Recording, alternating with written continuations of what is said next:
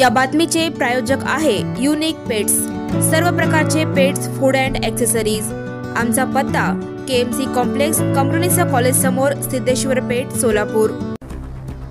सोलापूर जिल्ह्यातील अकलूज येथील संत तुकाराम महाराज पालखी महामार्गावर मंगळवारी सायंकाळी 5 वाजण्याच्या सुमारास घडलेल्या भीषण अपघातात एका व्यक्तीचा जागीच मृत्यू झाला, तर त्यांची पत्नी गंभीर जखमी झाली आहे।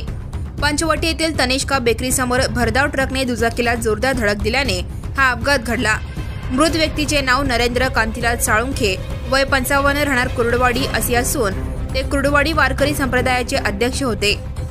या अपघातात त्यांच्या पत्नी संगीता नरेंद्र साळुंखे या गंभीर जखमी झाल्या असून त्यांच्यावर सध्या रुग्णालयात उपचार सुरू आहेत। या प्रकरणी मृत नरेंद्र साळुंखे यांचा मुलगा आकाश नरेंद्र साळुंखे याच्या तक्रारीवरून ट्रक चालक रुक्मय्या सुभाष गुंतेदार, राहणार तवरगारा, तालुका गुलबर्गा, जिल्हा गुलबर्गा याच्या विरुद्ध अकलूज पोलीस ठाण्यात फिर्याद दाखल करण्यात आली आहे।